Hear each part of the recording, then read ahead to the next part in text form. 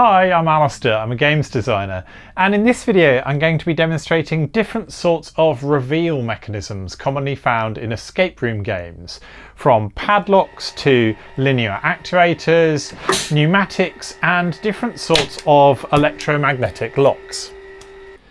So let's start with what we might call the first generation escape room technology, the padlock.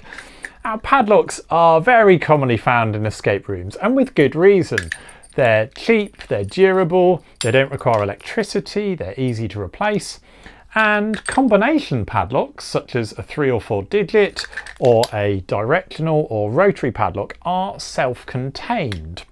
Unlike a padlock like this, you can't lose or break the key, which means that they're very easy to reset between games. But there's another reason why combination padlocks work so well, which is that the combination required to unlock the lock is itself part of the game logic. So what I mean by that is, imagine a puzzle where the answer is 4826. Players enter 4826 into the lock, and if the catch pops open, that provides proof that they've solved the puzzle correctly. So the padlock's really doing two jobs. Firstly, it's physically preventing access to whatever the next object or area or room is, but secondly, it's acting as a game flow gate. The players can't progress until they've obtained the correct answer, and the lock itself performs that validation mechanically. That's actually a very elegant system. Now the problem is that this system has become somewhat overused. So in many escape rooms, players solve a puzzle, they get 4 digits, they open a padlock. They solve another puzzle, they get 4 more digits, they open another padlock. So after a while, the technology started dictating the structure of the game and just repeating those same elements, which led some players to get a little bit bored of padlock-heavy escape rooms. So that led escape room designers towards alternative mechanisms where solving the puzzle and opening the next compartment were treated as separate events. So that's what we're going to look at with some of the alternative mechanisms here. And one of the most common alternatives is an electromagnetic lock, usually shortened just to Maglock. So a Maglock consists of an electromagnet and a steel plate, which is called an armature. When the electromagnet is powered, usually with 12 volt or sometimes 24 volt DC, the current passing through the coil creates a magnetic field which holds the armature plate firmly against it. When you remove the electrical power, the magnetic force disappears and you can separate them again. So the lock is opened not by any mechanical force or action, but by breaking the electrical circuit supplying it with power. So in this cupboard here, I've got the electromagnet here and I've got the armature plate on the door here. This is currently powered up, so when I push that shut, that is secured. And I can break that circuit manually by pressing this button here, which enables me to open the door again. But I can also do it electronically using a component called a relay, which is an electronic switch. And this is how most of the escape room puzzle projects I've made on this channel operate, by using a relay when the puzzle is solved to release a magnetic lock rather than doing it manually. Now, a few practical tips for working with Maglocks. Firstly, when securing the armature plate, don't over tighten it. Leave it slightly loose so it's got a bit of wiggle room. And what that means is that as it approaches the maglock, it will allow it to naturally adjust until it lies flat against the strongest part of the magnet. And that's going to give you the most secure lock. Now secondly, when you do cut power, the lock will release, but it's not going to pop open, especially not if there's been some residual magnetism that's built up over time. So you might want to combine the maglock with a spring nut or a cupboard door pusher that just gently pushes the door open. If I install this spring here, for example, and then push the door closed, the maglock's still securing the cupboard door shut, but now when I cut the power, the door pops open with a much more sort of positive action. And that's going to be especially important to ensure that players notice what's just been released. Now in terms of safety, if you're using any kind of lock that could prevent a player exit, you must provide a safety mechanism, such as a manual override button that players can press in the case of an emergency. If there's a power cut, this kind of lock will simply release anyway because that's its default state. Now the only other safety point to note is that if left energised for a long time, they can become quite warm to the touch, but they should never get hot enough to cause injury. So try to install the maglock out of the way of players and provide ventilation if you can. But if you ever say that they're actually getting hot, that might suggest a fault, so you should remove them and replace them. Now the next option is the solenoid catch, often also called a cabinet style maglock. So like the bar maglock, this uses electricity and magnetism to secure a lock, but it doesn't do it directly. Instead, an electrical current generates a magnetic field which pulls a solenoid to retract and releases this latch. So a maglock uses electricity to continuously secure two surfaces together using magnetic force. A solenoid catch uses electricity to perform a brief mechanical action to release two surfaces. So the logic is inverted. We refer to this kind of maglock as fail-safe because in the event of a failure they're inherently more safe. If power is lost, their default state is to unlock. A solenoid lock is fail-secure. Its default state is to remain locked. And that means you must never use a fail-secure lock like this to secure any kind of door, passage or compartment that a player could get stuck behind, because it won't automatically release in the event of a power failure. You must only ever use fail-safe maglocks in those situations. But for small compartments, drawers, doors and hidden panels, they're very useful. They're compact, they're relatively inexpensive, and because the latch is already sprung, you can hear the mechanism operate and they can produce a nice satisfying physical clunk as the surfaces ping apart. Now because they only draw power for a brief time when released, they're also cheaper to run, making them much more suitable for portable props, and they don't get hot like traditional maglocks. Now in terms of some usage tips for these, the plate has a staple that has to fully engage into the clasp. That means if you're trying to secure a hinged door like this, you can't fix it right onto the edge of the door, because if you did, it would hit into the surroundings as you close the door there. So what you need to do is to kind of inset the mechanism slightly so that it's not flush to the sides. Now the way I've done that here is I've 3D printed this little profile out of 5mm plywood, and that matches the profile of the lock. So I can stack a couple of those together just to make a spacer to bring this in from the edge here, and I also bring the staple in from the side here until they're nicely lined up. There's quite a bit of wiggle room when the lock is in the catch like this, but you need to make sure that there's no sideways pressure being applied, because that could cause the catch to jam. Now there's also a release mechanism on the bottom of the unit here, and you need to make sure that you've always got access to that so that you can release it if you need to. So if you're building any kind of unit like this, I always drill a small access hole in the side here, which means that you can still just get that and push that up, and that will force a manual release.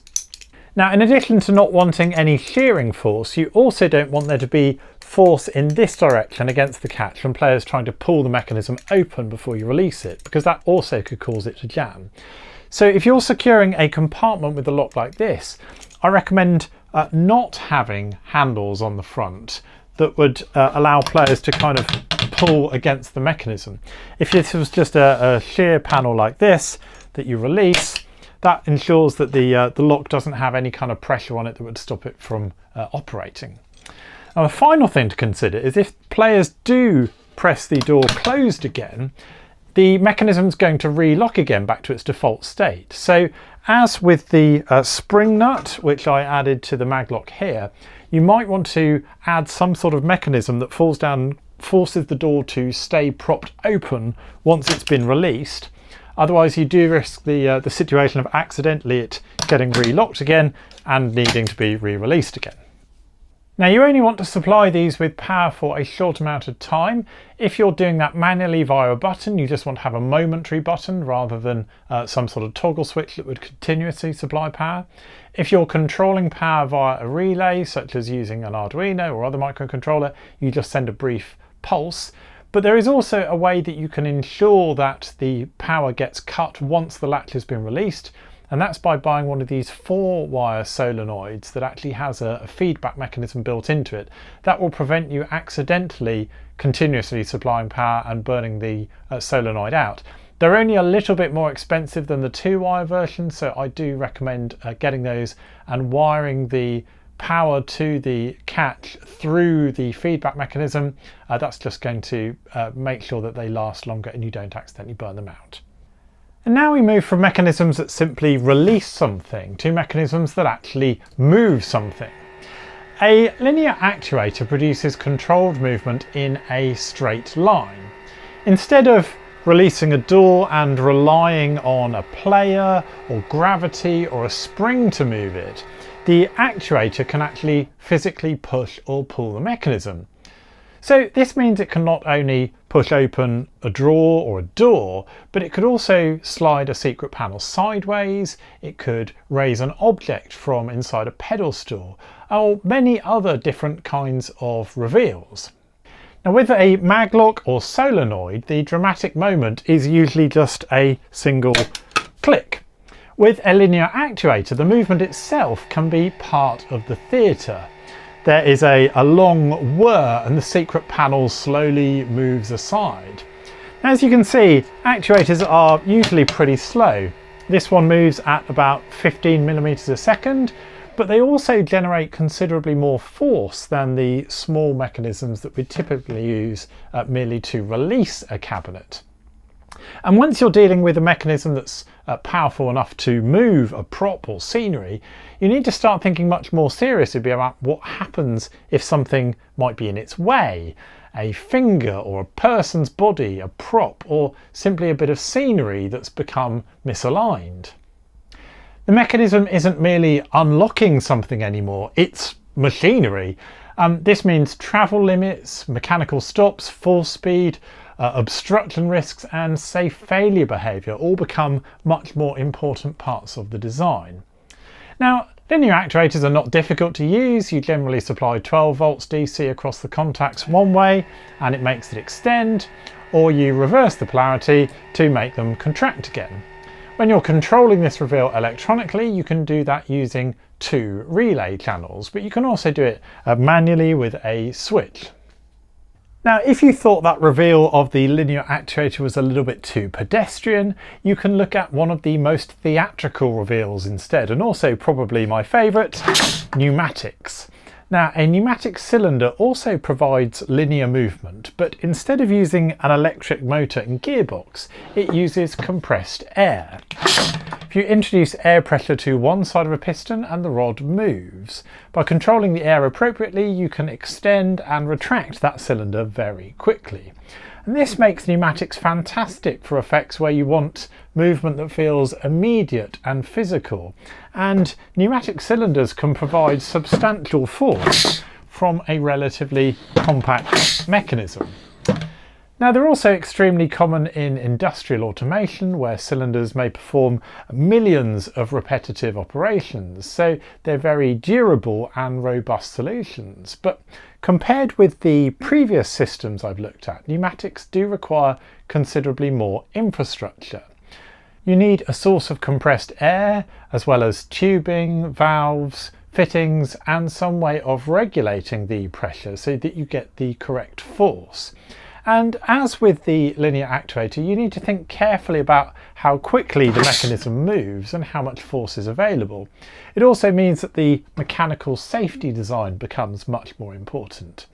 Now, I'm not going to go into too much detail in this video, as I've made a previous in-depth video all about pneumatic systems, but I love them. I just think that the quality of the movement that you get from pneumatics is just so satisfying.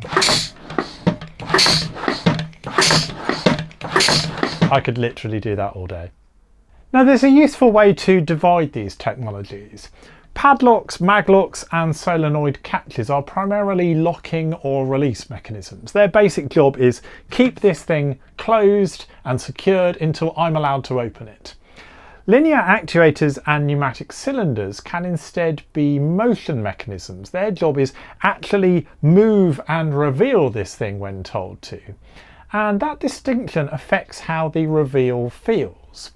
So a maglock might release a door and players then open it themselves. A solenoid might release a spring-loaded drawer or door that then pops open.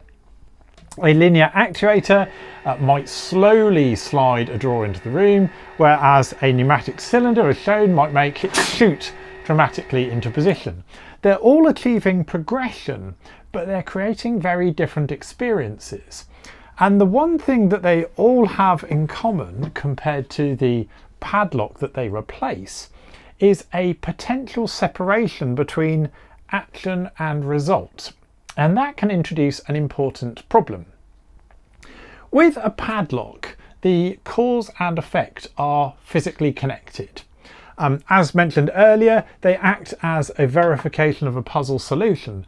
Players enter the code while standing directly in front of the thing they're trying to open. If the code is correct, the lock opens in their hand, and there's an immediate and unambiguous connection between we solve this puzzle and this is our reward. Now, with any of these automated mechanisms, however, those two events can happen in completely different places. The players might complete a puzzle on one side of the room, while behind them, a maglock quietly releases a cupboard door. Now, technically, the game has progressed, but the players have no idea that anything has happened. They might continue manipulating the puzzle, assuming their answer was wrong, or they might just move on and start doing something else without ever noticing the newly available compartment. So once the player is physically separated from the thing being released, feedback becomes a really important part of the reveal design. If the mechanism doesn't actually make a noise itself, you might need to add an artificial noise, a mechanical clunk. You might want to have a spring that pushes the door visibly open, use lighting change or sound cues, or deliberately place the reveal directly within the player's sight line. All of those things combined can restore some of the immediate cause and effect that a padlock, for all its faults, would have provided automatically. So I think that's an important trade-off with automated escape room technology and the desire to become more high-tech and become padlock-free.